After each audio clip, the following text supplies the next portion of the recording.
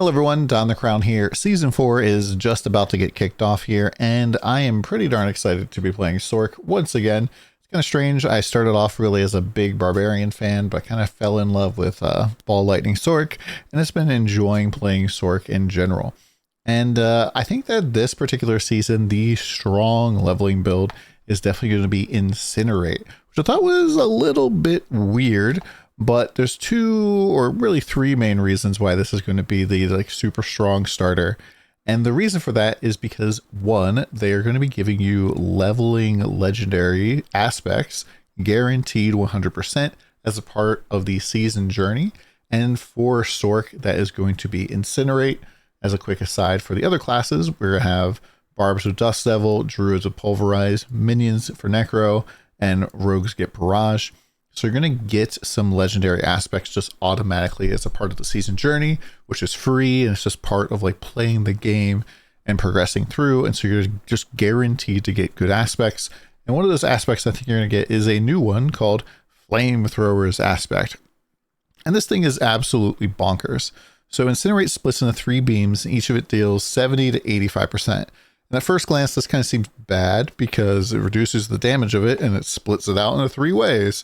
Why would you want that? That's like you're lowering your damage for more coverage. But if we put this on our two-handed weapon as a staff, that gets doubled. And so that number goes to 140% to what, 170? And that's actually pretty decent buff. That's like 70% more damage, but it gets crazier because you can overlap or shotgun those 3 beams on a single target. And basically just like hold your staff and point it at the thing. And if they're close enough, they'll get hit by all 3 beams. And they're basically taking 510% of the normal damage. And things kind of just melt. I did a stream, Dawn versus stream for my birthday, where I kind of like struggle to play the game because chat can mess with me by like flipping my game upside down, making me throw gear on the ground nonstop. And this is pretty much the build that I leveled up with. And it was so easy. It was so ridiculous. Even with continuously throwing gear on the ground and losing aspects in the PTR, we were able to very easily push our way up to World Tier 4. And the only reason I didn't succeed in like completing the challenge is because I literally had to throw all of my gear on the ground multiple times right before going into the final capstone. And I had like a few minutes left basically. But I did go through and try it out anyways. And at like level 30 something, I was basically just face tanking the final boss. And it was pretty darn good. I have like a little, like maybe a clip from this. And just in general, we were like doing a lot of fire skills. As you can see with the Incinerate, this is like with the game flipped sideways. Things are just dying in Helltide as we're hitting them. And you get a lot of monsters coming at you. And I think one of the really popular ways to level in this particular season is going to be just spamming in Helltide and sitting on the boss and just killing a bunch of monsters. And fire, especially with the fireball enchantment, is very, very strong for this, especially if you're playing in a group.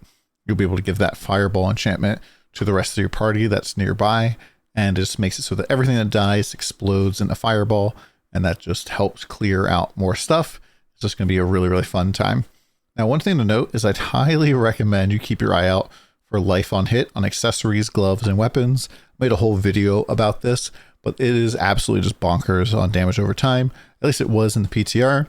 It seemed like almost every single tick of your damage over time would cause you to get life back from this. And I was just able just to chill and, just face tank everything. It was really, really dumb. And I think it's going to be just as strong probably in the season. And it's going to be a very healthy and fun way to play the game. Things to note here about the build is that the other real big damage aspect is the aspect of conflagration. This makes it so that while channeling Incinerate, your burning damage is increased by 40%. That goes up to 60% since it's on your amulet. Enemies that hit by Incinerate explode, and they burn all surrounding enemies for damage. That only happens like every 4 seconds, but the additional burning damage is kind of a big number. And then also the enemies exploding is pretty darn nice. You're probably going to want Prodigy's Ring pretty early on. Just give you some cooldown reduction. We're going to be using like mostly skills that give you have a cooldown. And so by spamming all of these, you're going to be able to just get more mana back. But besides that, I think that the build is pretty solid.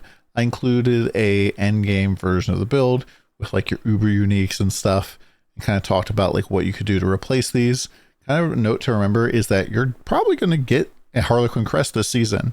By probably, I mean like if you get any uber unique, you can turn that into a Harlequin Crest, because you can get 3 sparks, which are the materials to craft a Harlequin, from one from Uber Lilith, one from your first tormented boss, which is like a level 200 bosses, and then one just from completing the season reputation thing, which should probably be pretty easy, like day 1 type of thing.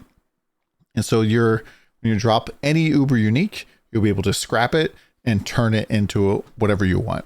Now, I'm probably going to wait until I get my second one, because it would kind of suck to, I don't know, drop like the shrine staff and then turn that into a Harlequin Crest, and then the next one's a Harlequin Crest.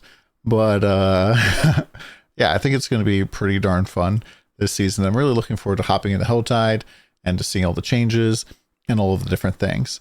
Now, for gear stats and stuff, I didn't really put a lot of the tempering types of things to watch out for, but there are definitely some very powerful things that you can get, like damage over time and all the fire damage and stuff. Incinerate size seems to be pretty good for leveling, and give you just more coverage.